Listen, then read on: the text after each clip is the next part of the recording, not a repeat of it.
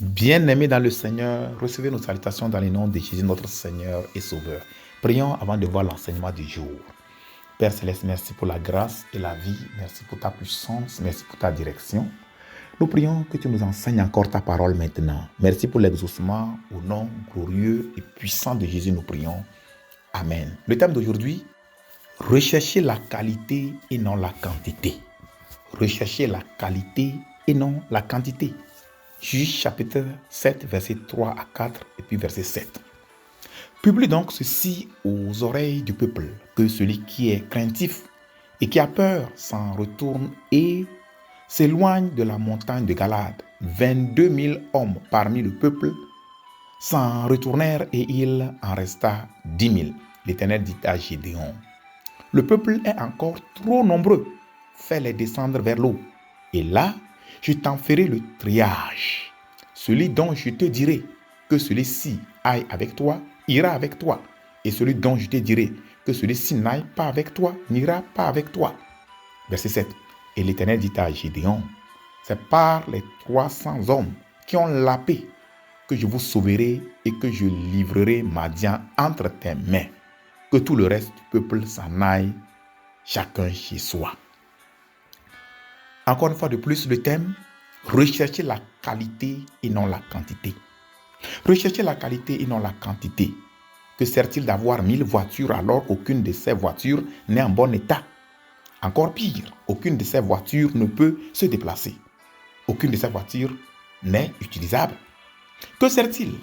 Que sert-il d'avoir 1000 habits, 1000 vêtements qui ne sont que des haillons? Bien, si on allait choisir entre 1000 vêtements qui ne sont que des haillons et 5 vêtements qui sont de bonne qualité, je crois que le choix est clair. S'il faut choisir entre 1000 voitures qui ne sont que des épaves et 3 voitures de très bonne qualité, en bon état, je crois que le choix est clair. On doit choisir les 3 bonnes voitures. Rechercher la qualité et non la quantité. Oui à la quantité si la qualité l'accompagne. Mais si c'est une quantité nuisible, il vaut mieux choisir le peu muni de qualité. Nous ne renions pas totalement la quantité, mais pour la plupart du temps, on voit que lorsqu'on recherche la quantité, il y a beaucoup de choses qui sont là. La quantité doit être recherchée aussi longtemps que la qualité y est incorporée. Mais s'il n'y a pas de qualité dedans, ce n'est pas la peine.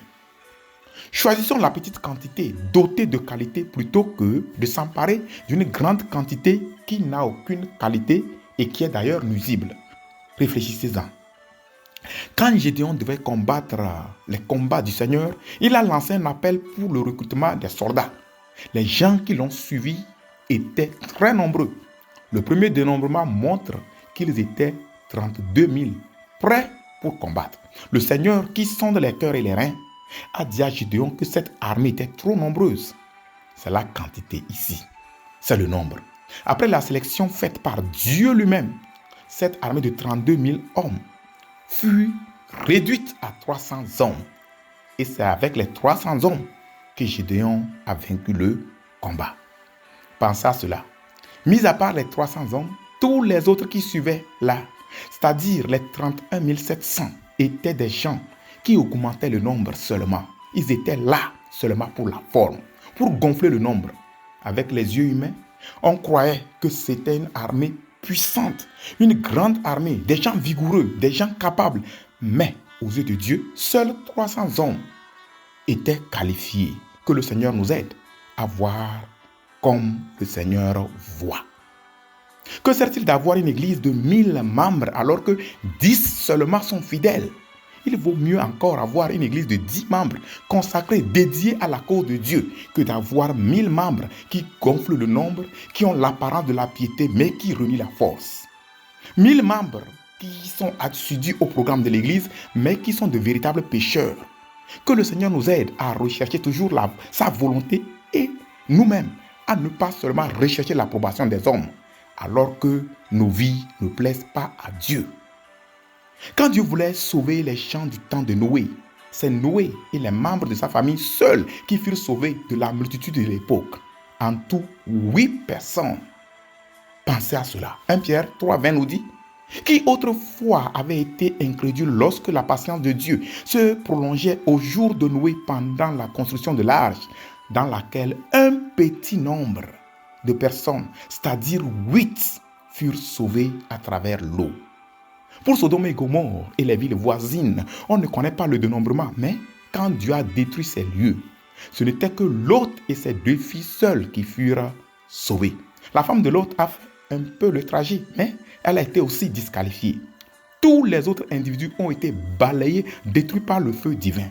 Recherchez la qualité et non la quantité. 2 Pierre 2, 4 à 7. Car si Dieu n'a pas épargné les anges qui ont péché, mais s'il les a précipités dans les abîmes de ténèbres et les réserve pour le jugement. S'il n'a pas épargné l'ancien monde, mais il a sauvé Noé, lui, 8e, ce prédicateur de la justice, lorsqu'il fit venir le déluge sur un monde d'impies. S'il a condamné à la destruction et réduit en cendres les villes de Sodome et de Gomorrhe, les donnant comme exemple aux impies à venir.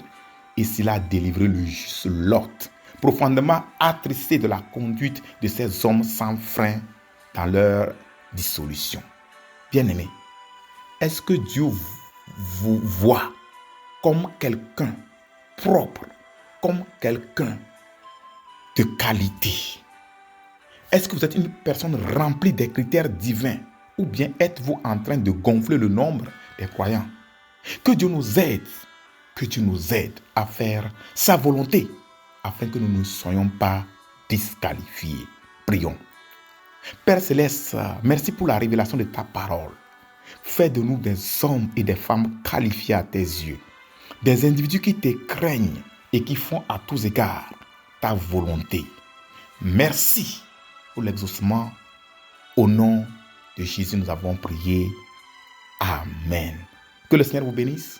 N'oubliez pas de vous abonner à notre chaîne.